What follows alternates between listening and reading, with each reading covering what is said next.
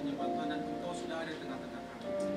Bersyukur Tuhan, Engkau masih melihara kami melewati sepanjang tahun 2022 dan semua boleh berjalan dengan baik. Kami percaya juga dengan bekal firman Tuhan, kami akan jalan 2023 dengan sangat baik juga.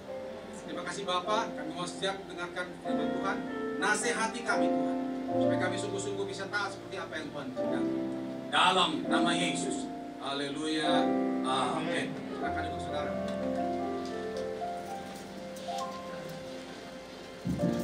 Shalom Bapak Ibu. Shalom. Mari kita akan belajar firman Tuhan. Buka bersama dengan saya Yohanes pasal 13. Yohanes pasal 13 ayat yang ke-34 sampai ayat yang ke-35. Kita akan belajar, ada sapi-sapi Tuhan di sini untuk kita perhatikan baik-baik. Yohanes pasal 13 ayat 34 sampai ayat 35. Demikian firman Tuhan, saya bacakan. Aku memberikan perintah baru kepada kamu, yaitu supaya kamu saling mengasihi. Sama seperti aku telah mengasihi kamu, demikian pula kamu harus saling mengasihi. Dengan demikian semua orang akan tahu bahwa kamu adalah murid-muridku, yaitu jikalau kamu saling mengasihi. Saudara, ini adalah perintah Tuhan bagi kita bahwa kita harus mengasihi, dan itu tanda mutlak seorang anak Tuhan pengikut Kristus. Tanpa itu tidak mungkin kita dikatakan pengikut Kristus. Ada nggak saudara? Tandanya adalah harus saling mengasihi. Bentuk mengasihi itu banyak Bapak Ibu. Contoh, kita bisa memberikan nasihat kepada teman kita yang mungkin lagi sumpah menghadapi masalah, itu juga mengasihi. Mungkin juga bentuknya apa? Dana. Kita ada sedikit berkat, teman kita kekurangan duit, kita bantu. Itu juga bentuk mengasihi. Atau juga bentuk bantuan tenaga. Teman kita lagi pindah-pindah kos, pindah rumah, kita bantu angkat-angkat barangnya. Itu juga bentuk mengasihi. Nah, hari ini kita akan belajar saudara, salah satu bentuk mengasihi adalah mengampuni. Mengampuni itu gak gampang. Kalau kasih duit gampang, kasih nasihat apalagi, kasih tenaga gampang. Tapi memberikan hati kita untuk mengampuni kelakuan orang itu, belum tentu. Ada banyak contoh di Alkitab, mereka hidup kepahitan, hidupnya hancur Bapak Ibu. Tapi sayangnya sampai hari ini masih juga diulangi juga itu kepahitan. Saudara, hari ini kita akan belajar tentang pengampunan. Karena ini pengajaran, kita akan masuk bagian demi bagian supaya pemahaman kita bisa tertata dengan baik. Kita masuk yang pertama. Apa yang membuat kita sulit mengampuni?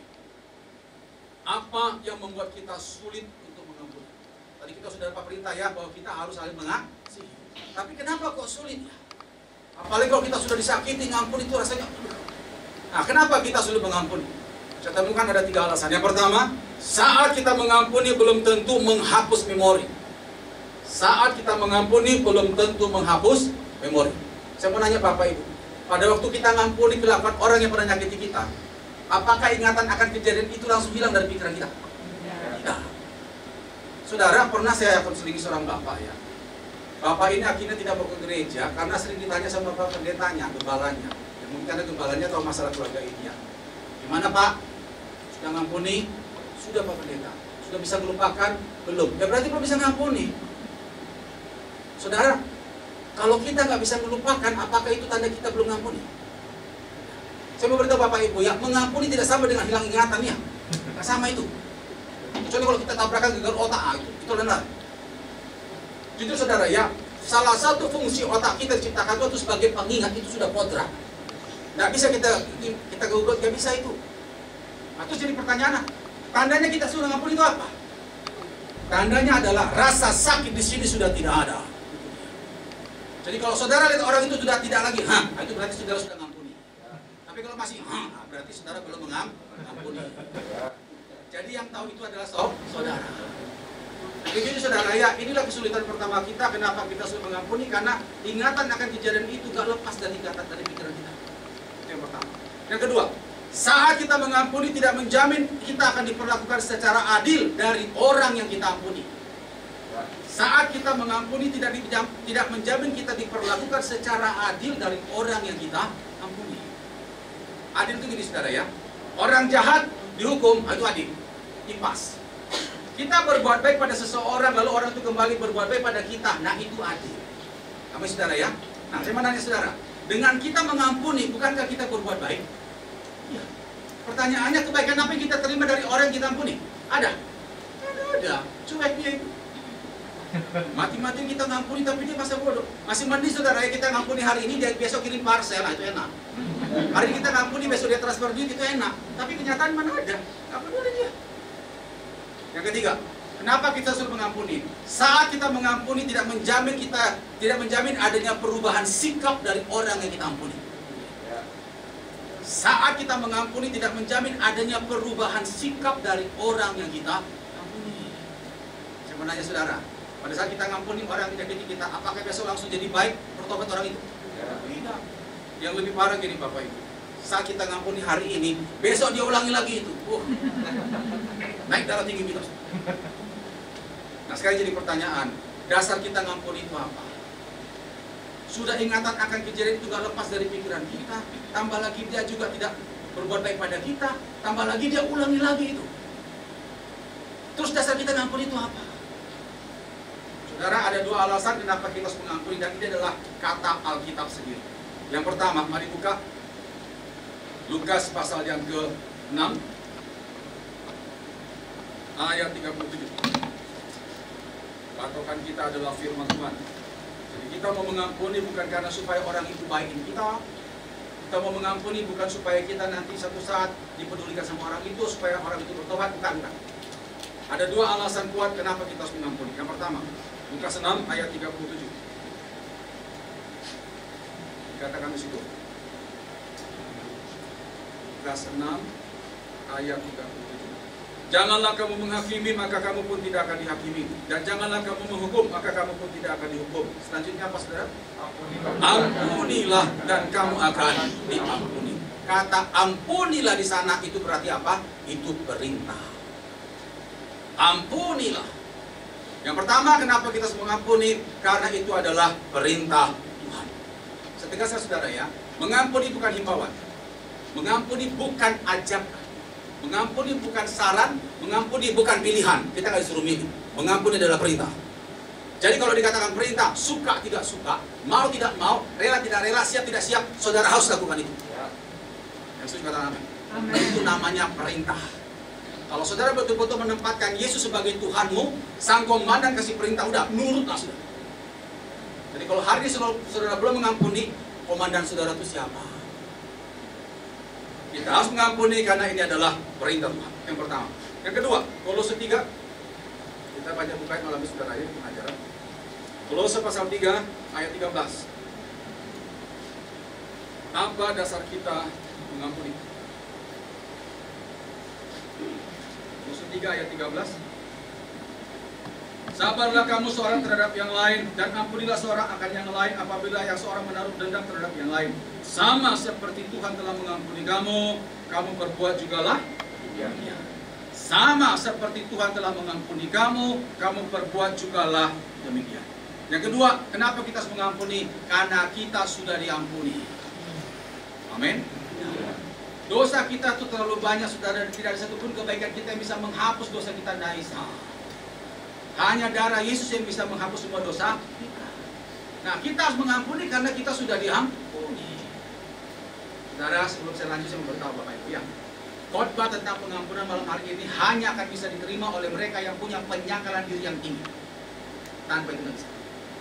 Khotbah pengampunan hanya akan bisa diterima oleh mereka yang punya penyangkalan diri yang tinggi. Saudara tahu Lukas 9 ayat 3 kata apa? Syarat jadi murid Tuhan. Barang siapa mengikut aku, dia harus sangkal dirinya, pikul salibnya setiap hari dan mengikut aku. Saudara tidak akan bisa pikul salib kalau kau tidak sangkal dirimu. Tidak bisa. Apa itu sangkal diri? Sangkal diri adalah mengaku bahwa hidupku bukan punyaku, tapi punya Tuhan. Nah, kalau kita sadar hidup kita adalah punya Tuhan, maka apa saja kata sang pemilik hidup itu, dan nurutlah. Kalau saudara masih banyak bantah, sulit untuk melakukan pengampunan itu. Sulit. Saudara, saya khotbah begini bukan berarti saya nggak pernah mengalami masa susah, ditipu ya. Dulu waktu saya kuliah, saya hampir depo saudara ya. Karena waktu itu sempat gak ada uang bayar kuliah. Bapak saya kena tipu. Itu bapak saya pensiunan, terus uang-uang tabungannya dia, pensiunnya dia, dipakailah untuk kerjasama sama temannya di Jakarta, kerjasama sama pengusaha Hongkong. Oke, kabur saudara. Itu tahun 2001 atau 2002. Lumayan saudara. Beli rumah, mobil segala macam itu bisa habis. Bapak saya masuk rumah sakit Jakarta. Terus Mama saya telepon saya, bisa ke Jakarta untuk bantu merawat lah. Bapak saya bilang gini, Son, kayaknya aku nggak bisa lagi lanjut kuliah nak. Bapak udah nggak ada duit, habis. Jual rumah kita, mobil habis. Bapak saya tuh udah pakai selang segala macam, udah kayak bujuk putus asa. Saya bilang udah Pak, gak usah pikirkan itu lah, Bapak yang penting sehat, pulang rumah sakit cepat. Saya bilang gitu ya, kita fokus kesehatan aja. Akhirnya saya rawat saudara itu nggak begitu banyak, atau nggak begitu lama di rumah sakit ya. Sampai seminggu lah, Bapak saya udah pulang. Nah di rumah, Bapak saya bilang gini, Son, Bapak udah ngomong sama beberapa teman dan juga keluarga, kita kayaknya nggak bisa pakai polisi. Kebetulan Bapak saya juga ada saudara polisi saudara ya, tapi dia bilang terlalu ribet, terlalu banyak prosedur, pun juga nggak jelas uangnya kembali apa tidak. Saya diam aja sudah. Terus masuk Bapak apa saya tanya? Nah, rencana Bapak mau pakai mafia. Saya diam. Karena kalau mafia kita bisa bagi persentase dapatnya berapa, mungkin 70-30 atau 60-40. Setidaknya uang kita tidak hilang dan mereka langsung gerak cepat. Saya diam aja sudah. Nah jadi gini Son. Nah, ini ada 3 mafia ini. Coba kau dua tanya Tuan, kira-kira Tuan pilih mana dari 3 ini? Saya nggak langsung jawab saudara, karena saya tahu Bapak saya lagi stres. Saya nggak mungkin, ya maaf saudara, nggak mungkin lah Tuan pakai cara kekerasan. Saya bilang iya Pak, nanti saya doakan. Ah, cepat kau doa. Saya bilang nanti pulang ke Surabaya baru saya doa sama tim, saya bilang gitu. Akhirnya sudah, sampai Surabaya saya bilang sama Tuhan, ya apa ngomongnya ini gitu. Saya sama tim saya bilang udah jelas nggak boleh Pak. Tambah lagi tim dapat pernyataan penglihatan itu seperti masuk terowongan yang gelap, nggak boleh nih Pak. Akhirnya saya dapat hikmat, udah lepas saya ngomong terang-terangan ke Bapak saya. Saya waktu itu sudah Surabaya saudara. Jadi pakai telepon rumah, saya bilang Pak, saya sama tim sudah doa. Ah, yang mana kata Bapak saya. Gini Pak, Roh Kudus bilang ampuni lepas. Ampuni lepas. Oh, Bapak saya langsung keluar gaya bedanya saudara. Bawa pakai otak dikit kau. Kau pikir cari uang itu gampang. Itu uang tabungan puluhan tahun. Langsung keluar babi aja semua puas. Saya cuma doa dalam hati Tuhan, tolong jaga jantung Bapak. Betul jangan sampai masuk rumah sakit lagi. Terus dia bantu telepon rumah. Langsung saya jujur Tuhan tolong keluarga Tuhan. Besok pagi mama saya telepon, masuk rumah sakit lagi bapak saya. Berangkat lagi ke Jakarta, sudah capek sudah. Lagi naik kereta itu. Saya rawat lagi bapak saya terus. Saya sampai doa sudah jangan sampai usaha mafia, jangan sampai saya patahkan dalam saya patah. Akhirnya 3-4 hari di rumah sakit, tidak ada pembahasan mafia. Tidak ada. Sampai pulang pun tidak ada pembahasan. Sampai bapak saya sudah bisa pulih, saya kembali ke Surabaya. Pertanyaan saudara, apakah uang itu kembali? Tidak. Kami melakukan itu saudara karena ini perintah Tuhan. Tidak. Kami melakukan itu karena kami sudah diampuni. Itu. Yang mengerti katakan apa? Ya. Makanya saudara untuk mengampuni kalau kita nggak punya penyangan diri yang tinggi sulit sudah sulit. Kita harus mengampuni pertama karena ini adalah perintah Tuhan.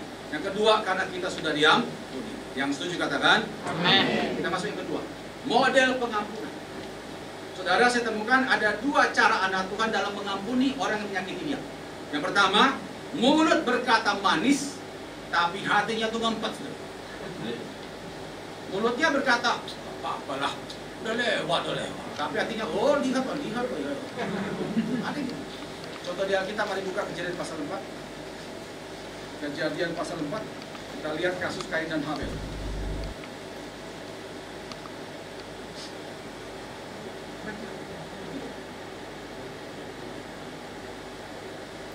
Tapi suara saya kedengaran Bapak Ibu di belakang. Kejadian pasal 4 ayat yang merah. Kita lihat contoh di sini. Dikatakan di sana, tetapi Kain dan korban persembahannya tidak diindahkannya, lalu hati Kain menjadi sangat panas dan mukanya muram. Terus lompat pada ayat 8. Kata Kain kepada Habel adiknya, marilah kita pergi ke padang. Ketika mereka ada di padang, tiba-tiba Kain memukul Habel adiknya itu lalu membunuh. Kita sudah tahu bersama kasus ini Bapak Ibu ya. Kain itu tersinggung karena persembahannya tidak diterima oleh Tuhan. Tapi Habel diterima oleh Tuhan. Anehnya, dia bukan marah ke Tuhan, tapi marah ke adiknya. Lalu akhirnya dia punya rencana, dia bawa adiknya itu ke ladang. Ya, ke padang saudara ya. Saudara ingat Bapak Ibu ya, waktu itu belum ada Gojek loh ya, belum ada. Taksi belum ada, bis belum ada. Jadi mereka tuh berjalan kaki. Bayangkan saudara ya, dari rumah ke ladang itu katakanlah 1 jam. Selama 1 jam Kain bisa ngobrol enak sama Habil adiknya itu, bayangkan. Hebat dia main drama itu. Bisa ngobrol enak. Tapi hatinya, oh lihat. Ada loh orang Kristen begitu, ada. Nggak apa-apa, udah beres kok, tapi oh lihat. Begitu sampai di tempat yang sudah direncanakan oleh Kain, langsung dia tikam. Mulutnya manis, tapi hatinya itu nahan. Itu bahaya saudara. Saya pernah saudara ya, misi persekutuan doa sebelum pandemi di daerah Juanda. Saya tidak tahu kalau di situ ada 2 orang ibu-ibu yang musuh bebuyutan. Saya tidak ngerti. Tahunya itu pas doa berkat. Kan mereka dulu kan kita duduknya kan pesean saudara ya. Nah, pas di sampingnya. Saya katakan, mari Bapak Ibu kita bangkit berdiri, kita akan akhiri ibadah kita. Sumpah penyiman sebentar, waktu bahasa kok 2 orang ini paling melengking saudara. Waktu nyanyi pujian juga paling melengking. Nah waktu doa berkat kan angkat tangan kiri saudara ya. Kayaknya tuh senggolan tangannya. Senggolan, jambak-jambakan. Lempar-lemparan aqua di situ Bapak Ibu. Loh, saya masih di situ loh, saudara mau pimpin doa berkat. Aneh ya.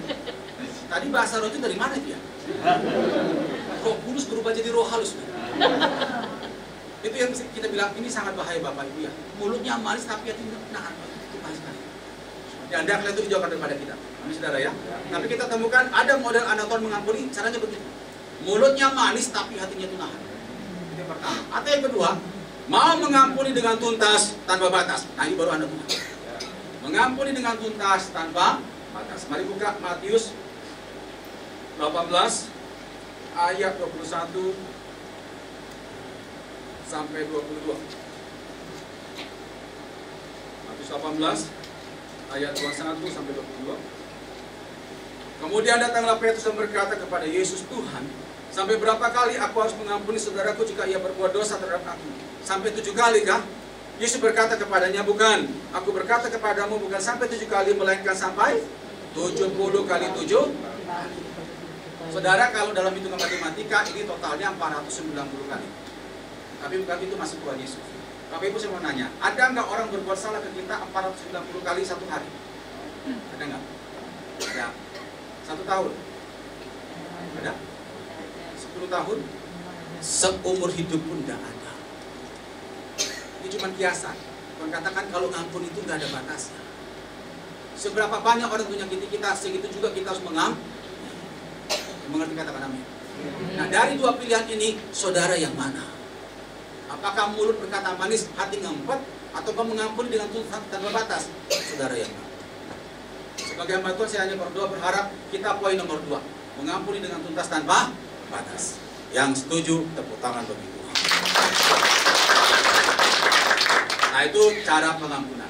Nah sekarang kita masuk yang terakhir. Apa dampak kalau kita mau mengampuni seperti yang Tuhan kehendaki? Apa dampaknya? Saya temukan ada 3 saudara berkat yang akan Tuhan berikan bagi kita yang mau mengampuni, yang mau menjaga hatinya bersih dari semua akar kepahitan itu. Yang pertama, mari buka Matius pasal 6. Matius pasal 6 ayat 14 sampai 15. Matius pasal 6 ayat 14 sampai 15. Karena jikalau kamu mengampuni kesalahan orang, Bapamu yang di sorga akan mengampuni kamu juga. Tetapi jikalau kamu tidak mengampuni orang, Bapamu juga tidak akan mengampuni kesalahan. Poin pertama, kalau kita mau mengampuni seperti yang Tuhan kehendaki, maka dosa kita akan diampuni. Dosa kita akan diampuni. Ini Bapak Ibu ya. Penilaian akan dosa di zaman sekarang itu cenderung remeh. Apa itu dosa? Cenderung kita anggap sepele itu saudara. Masalah dosa, apalagi sakitan ya. Itu biasa Pak Nason. Semua manusia juga pasti pernah sakit. Ya Tuhan juga ngerti lah. Saudara semua beritahu.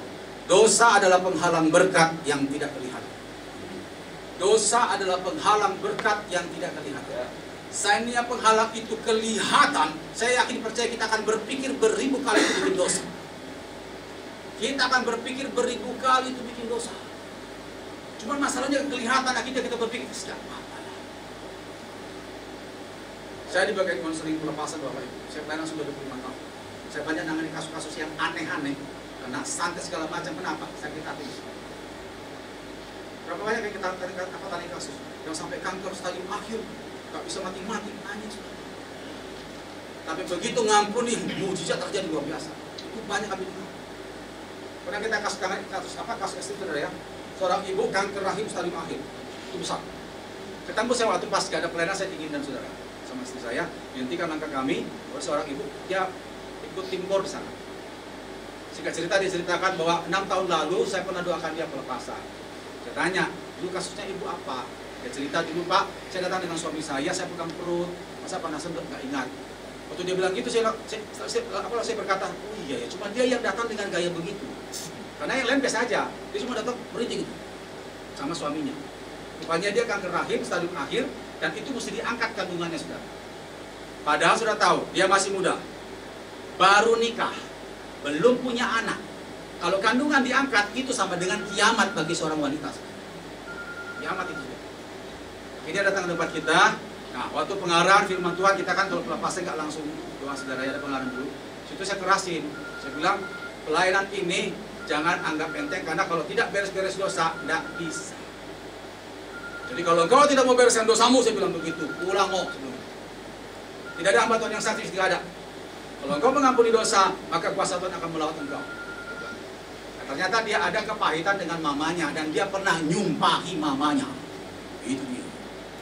Kepahitan dengan mamanya, pernah nyumpahi mamanya, tambah lagi dia juga kepahitan dengan suaminya.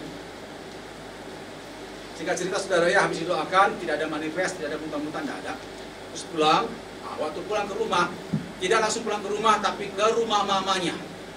Dia ngaku begitu ke saya. Langsung dia datang ke rumah mamanya, sujud di kaki mamanya, minta maaf. Untungnya mamanya mengasihi dia ya, akhirnya juga saling mengampuni, beresan. Juga dia pemberesan dengan suaminya, clear, malam itu selesai. Besok paginya dia sama suaminya itu mesbah keluarga, seperti biasanya. Dia cerita, habis mesbah itu Pak Nasor, tiba-tiba perut saya itu kebelet, pergi ke toilet, dan tidak bisa dikendalikan, semua pendarahan keluar, masuk. Itu gumpal-gumpal hitam, apa biar udah parah, gini gitu. Dia teriak panggil suaminya saudara. Suaminya langsung datang, pendarahan sudah di mana-mana. Dibawa larikan ke rumah sakit, waktu diperiksa kankernya sudah tidak ada. Itu semua keluar di kamar mandi sudah. Nah, pertanyaannya, kenapa bisa terjadi begitu?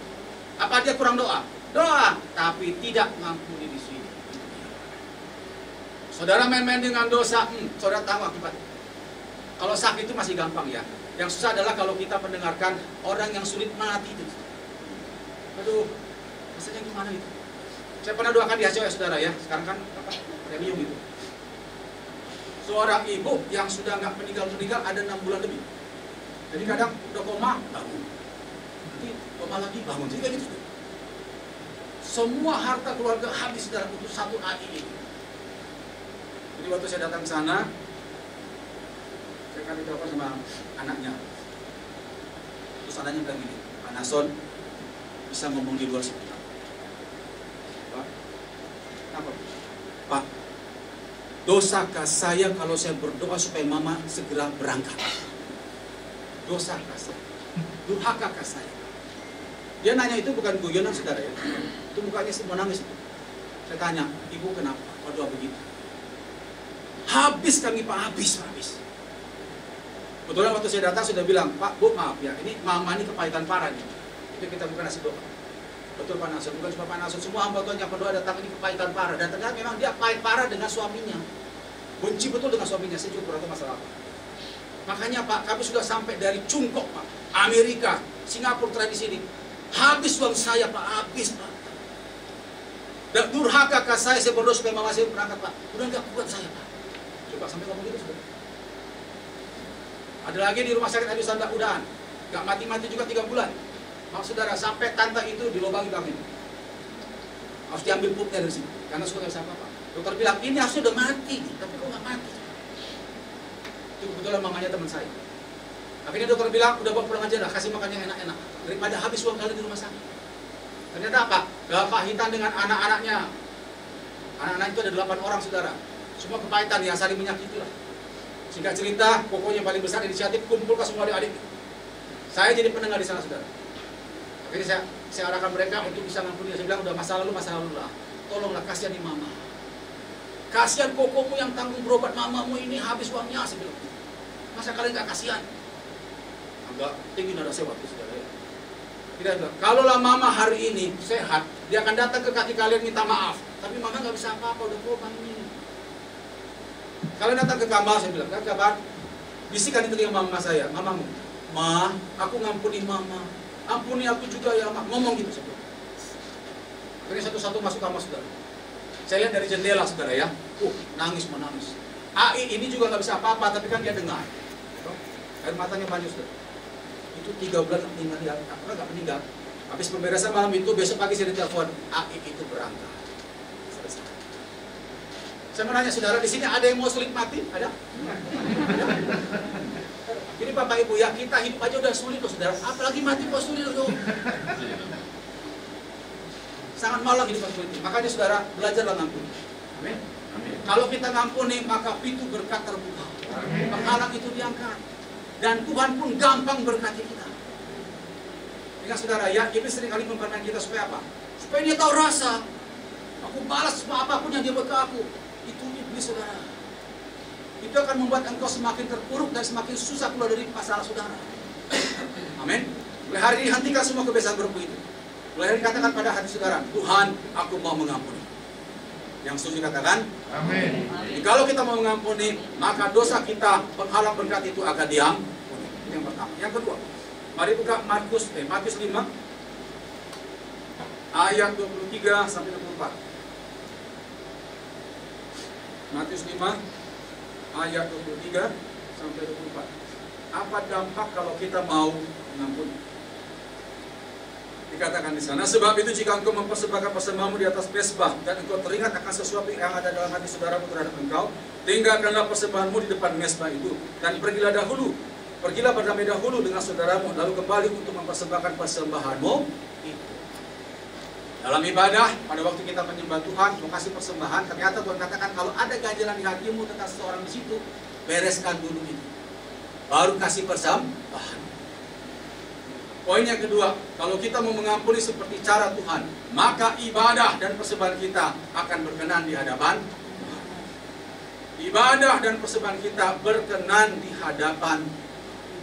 Saudara, kalau kita mengerti firman ini, kita tidak perlu maaf, saudara, ya, tidak perlu klaim-klaim janji Tuhan lah. Saudara, ada yang sampai klaim itu, ya maaf saudara ya, Tuhan, aku boleh persembahan, aku percaya kembali berlimpahkan. Tuhan tuh nggak perlu diingatkan, sorga otomatis punya sistem yang luar biasa. Asal saudara jaga hati bersih, bukan saudara cari berkat, berkat itu datang pada saudara. Itu ada ayat ulang 28. Asal hati saudara bersih, gampang. Saya menanya Bapak Ibu, tujuan utama kita ibadah itu apa? Tujuan utama kita ibadah, baik di sini maupun di gereja atau ibadah pribadi saudara di rumah. Tujuan utama kita ibadah apa? Oke lah, kita nyembah Tuhan, kita baca Alkitab. Tujuan utama adalah mendapatkan perkenanan Tuhan. Itu dia. Perkenanan Tuhan. Tidak ada gunanya kita memuji penyembah Tuhan, tapi Tuhan tidak berkenan. Saudara tahu, kalau saudara dapatkan perkenanan Tuhan, ada sesuatu yang supernatural itu turun di sini. Jadi saudara saat urap aja di sini. Ada urap di sini. Sesuatu yang tidak terlihat, yang ilahi itu turun di sini, Bapak Ibu. Dia akan hinggap pada mereka yang hatinya bersih. Dan kalau kau hati bersih, urapan Tuhan ada, kau pulang dari tempat ini, kau pasti akan berhasil. Itu pasti. Tapi kalau tidak, sia-sia saja. Makanya perhatikan saudara ya, dalam persekutuan doa atau gereja nanti lihat, begitu pulang, nanti lihat ada yang pulang diberkati, tapi ada yang gitu-gitu aja, padahal khotbahnya sama, khotbah sama, WL-nya sama, gedung sama, firman sama, tapi kok hasilnya beda. Itu di sini. Makanya jaga hati saudara. Amin. Kalau saudara ingin mengalami hidup yang dilawat Tuhan, diubahkan Tuhan dan diberkati Tuhan, jaga hatimu bersih. Kalau kita mau mengampuni dengan cara Tuhan, maka ibadah dan persembahan kita akan berkenan di hadapan Tuhan. Itu yang kedua. Yang ketiga, yang terakhir adalah kita akan mengalami pembelaan Tuhan. Banyak orang anggap sepele masalah pengampunan, mereka berkata gini, Pak, kita kalau ngampun itu lama-lama dia nginjak kepala kita. Dipikirnya kita lembek, kita sekali-sekali mesti sikat dia. Nah itu cara dunia, saudara. Saudara, Allah yang kita sembah bukanlah Allah yang mati. Dia adalah Allah yang hidup. Kalau kita tak firman-Nya, Tuhan gak akan mungkin telantarkan kita. Tuhan pasti akan bela kita. Saudara? Ya. Saudara, ada dua cara Tuhan biasanya saya temukan dalam menangani orang-orang yang nyakiti kita, dan kalau kita mau mengampuni mereka, Tuhan akan bertindak dua hal. Yang pertama, orang tersebut bisa jadi teman baik kita. Bisa. Mari buka Amsal 16. Amsal 16 ayat yang ke-7. Asal kita nurut apa kata Tuhan, orang jahat itu bisa jadi teman baik, bisa. Amsal 16 ayat yang ke-7.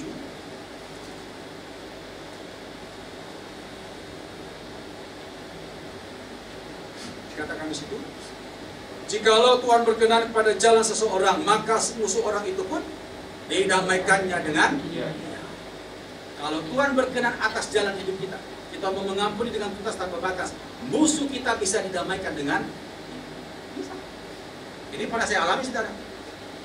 Saya tinggal di Kebayoran Bapak Ibu ya, sama istri saya. Istri saya ada usaha kecil, buka salon di sana.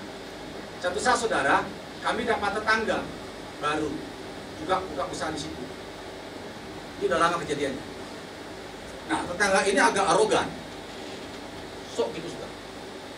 Kalau salon kan, istri saya kan salon kan, biasanya ada anduk-anduk di jemur, saudara ya, untuk anduk untuk customer gitu. Itu dipakai untuk kain-kainnya dia, saudara. Nggak ada pamen, nggak ada. Terus keset kita pun dia balik ambil sama dia. Istri saya jadi emosi tiap hari. Terus ngomong ke saya, bang, ini apa ini bang, itu harus kok tetangga kurang ajar betul ya, nggak bisa nanya saja. Terus kita gimana gitu? Seandainya pendeta bisa pukul orang, saya pukul itu, saudara. Masa kita nggak bisa pukul? Pas waktu saya mau jemput istri saya, saudara, sempat tatapan mata dengan saya pelotot-pelotot tadi. Saya mati ini orang kok jauh. Padahal badannya lebih kecil dari saya, saudara. Kantor pun juga bisa. Cuma kan ya gimana gitu ya. Saya usah tahan diri, saya bilang, Tuhan ini apa menghadapi satu orang ini. Saya berdalam doa, saudara, berapa hari saya berdalam doa. Saya sudah mulai, saudara ya. Nah waktu doa saya dapat nikmat. Roh Kudus bilang gini, beli susunya. Kebetulan dia jualan susu. Beli susunya. Jadi bagus juga, saya pikir itu. Saya bilang sama istri saya, coba kau beli susunya dia. Istri saya marah, saudara. Udah keset kita diambil. Semua diambil, kau beli lagi susunya, untung-untung dia lah. Saya bilang, udahlah, beli. Saudara tahu, sejak beli susunya, jadi teman baik sampai hari ini, saudara. Sampai hari ini teman baik. Orang seberang, Pak. Orang bukan orang dalam Tuhan. Tapi kalau nyapa tuh, bagus. Gimana Pak Pendeta? Gimana kalau sampai sekarang? Ini Bapak Ibu ya, kalau ada orang jahati kita, jangan lekas marah. Bawa dalam doa, itu cara anak Tuhan.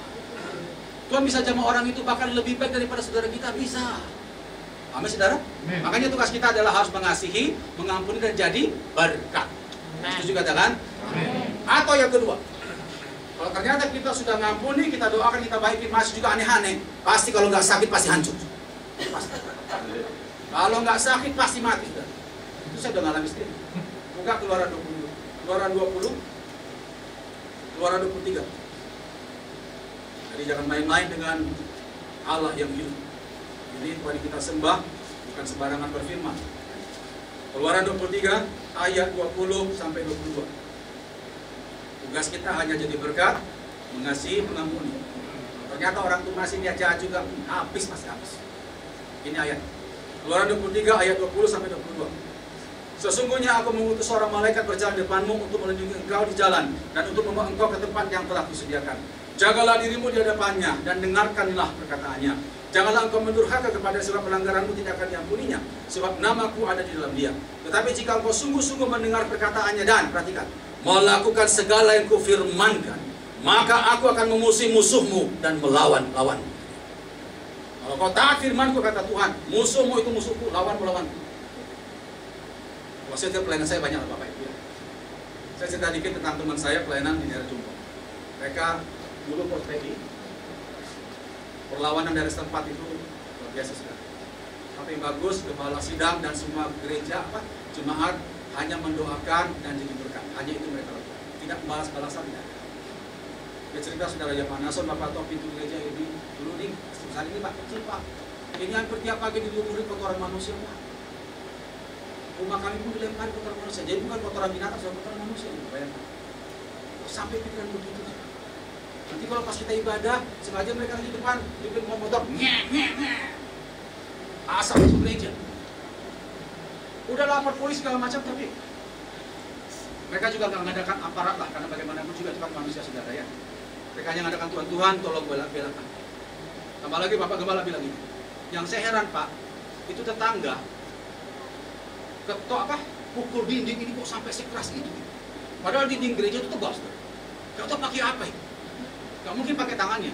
Orang kita pakai palu atau pakai apa, kok sampai kuat gitu. Jadi ganggu ibadah. Coba saudara. Sudah dibaikin loh, dibaikin segala macam, pokoknya diperhatikan baik, tapi kok makin diluncak. Akhirnya jemaat ambil waktu doa, puasa, keliling desa. Itulah senjata kita kan. Doa puasa keliling desa bilang, Tuhan tolong bela kami. Sudah tahu, satu persatu lumpuh dan mati saudara. Sesuai jadwal itu. Kan kita terang ada. Sesuai itu. Sama mereka lihat nih, bukan siapa sekarang? Yang pukul tembok setruk saudara. Yang mati, ada yang gila saudara. Sejak itu gereja itu disegani saudara. Karena mereka tidak pernah berbuat kejahatan. Mereka hanya jadi berbaik, mengasihi jadi berkat. Tapi karena mereka dimacam-macamin, Tuhan turun tangan. Tepuk tangan bagi Tuhan. Tadi Bapak Ibu, pembalasan kata Tuhan adalah hak, bukan hak. Amin. Makanya kita perlu penyangkaan diri yang tinggi. Gak usah balas, tugas kita adalah jadi berkat, mengasihi dan mendoakan mereka. Yang setuju katakan amin. Selebihnya adalah urusan. Tapi sudah saya memberitahu, kita nggak boleh doa jahat ya. Doa jahat yang didengar. Tuhan aku disakiti, bikin dia mampus. Saya kalau doa gini, Tuhan aku disakiti, tolong bela perkara. Aku akan tetap baik dia, aku akan tetap menjadi berkat bagi dia, tapi tolong bela perkara Tuhan. Saya doa begitu. Itu baru betul. Karena kalau doa jahat gak didengar Bapak Ibu. Kita tetap harus jadi berperkara. Amin. Harus mengasihi dan harus mengampuni. Yang setuju katakan amin. Jadi mulai hari Bapak Ibu, saya tidak tahu saudara hari ini mengalami apa. Apakah ada ganjalan di hati saudara tentang seseorang? Tapi firman Tuhan hari ini mengatakan ampunilah, maka engkau akan diam. Kita tentukan kepala dengan sikap doa, masing-masing datang kepada Tuhan. Saya undang rekan hamba Tuhan tim musik ini bisa berkhotbah. Biarkan keyboard mengiringi lagu sampai kita sejenak. Jemaat tundukkan kepala dan tutup mata.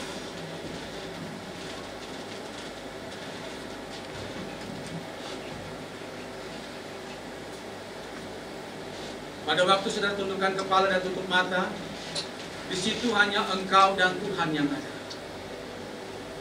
Tidak ada orang lain di sana. Disitulah kita harus jujur di hadapan Tuhan. Hari ini apakah masih ada ganjalan tentang seseorang di hati kita?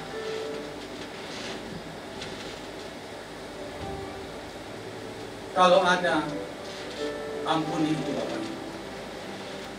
Mau berapa lama kau bawa sampah kepahitan itu di hatimu? Kalau kita mau jujur, berapa banyak doa-doa kita sampai hari ini belum terjawab oleh Tuhan?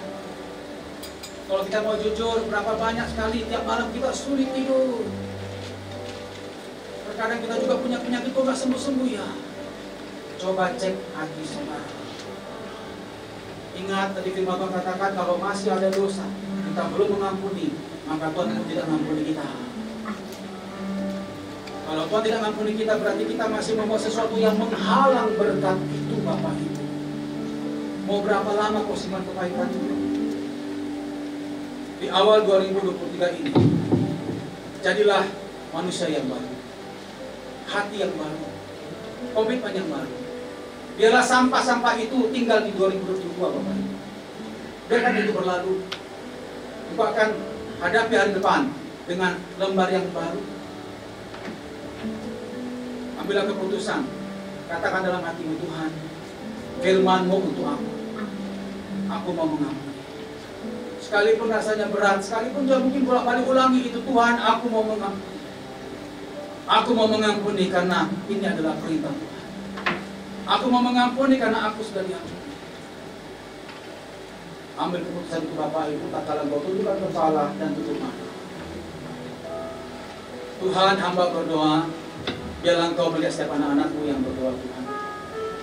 Engkau yang tahu bagaimana perasaan kami, luka batin kami. Engkau yang tahu. Kami akui Tuhan, kami banyak salah.